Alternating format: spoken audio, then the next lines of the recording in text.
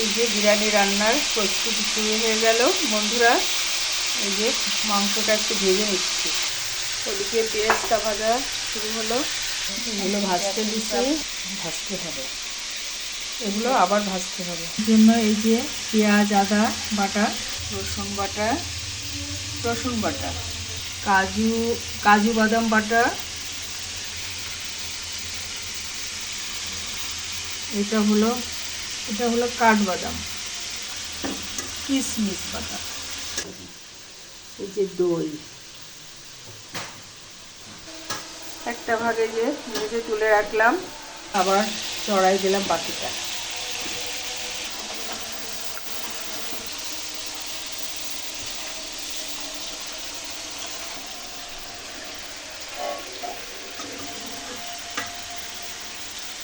তিন চামচ আদা, 1 কাপ পেঁয়াজ বাটা দিচ্ছি,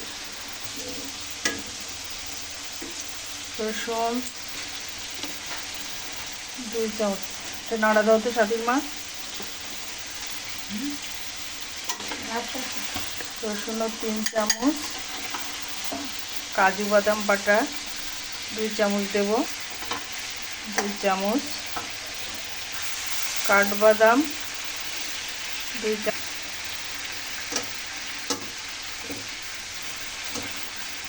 চামচ,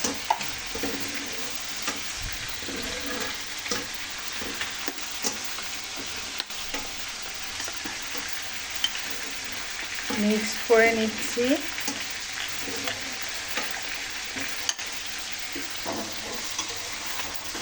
লবণ এখন বেশি দিচ্ছি না, 1.5 চামচ দিলাম।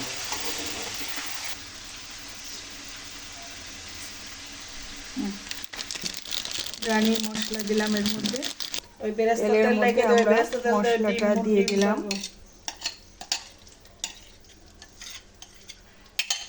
বেরেস্তা আর একটু ভাত, মশলাটা আমি কষাচ্ছি।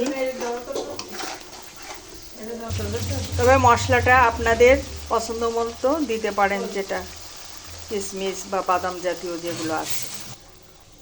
দই দেওয়া হচ্ছে, দই দিয়ে যাও। এবার তুমি চাল দাও তো, প্লাস চাল দেবো, দেখেন দাও, বেরেস্তা দিয়ে দাও, দেখেন আর দেবো, আর অল্প একটু, 1 কাপের মতো বেরেস্তা গেল। এবার এর মধ্যে মাংস দিয়ে দিলাম, ভুলে গেছি 3 চামচ চিনি দিছি, কাঁচা মরিচটা দিয়ে দিলাম, চিনি আর একটু দিলাম,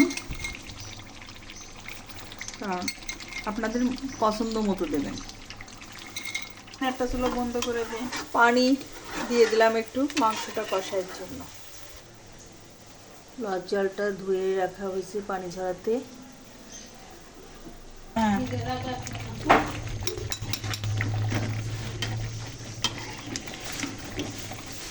মাংসটা রান্না করা চলছে বিরিয়ানির।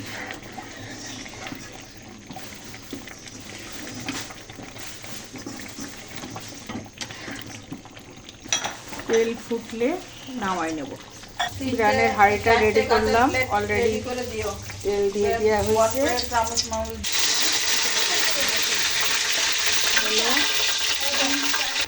এলাচ এবং লবঙ্গ দিয়ে দেওয়া হয়েছে। কাঠবাদাম, কাঠ মানে দারুচিনি যেটা বলে, চাল দিয়ে দেওয়া হলো। চালটাকে ভুনা করে নেব, একটু লবণ দিয়ে দিলাম। চাল ভুনা করতেছি, চাউলটা ভুনা হয়ে গেছে। ওদিকে পানি গরম দেওয়া হয়েছে, পানি দিয়ে দেওয়া হলো চাউলের ডবল পানি। পানি যে ডবল, সেই পানি কিছুটা রেখে দুধ গুলাই দিয়ে দিলাম। ঘিটা ওই যে দিয়ে দিল। এবার ভাতে মাংস দিয়ে দেওয়া হলো। রান্নার শেষে আপনাদেরকে আবার দেখাবো।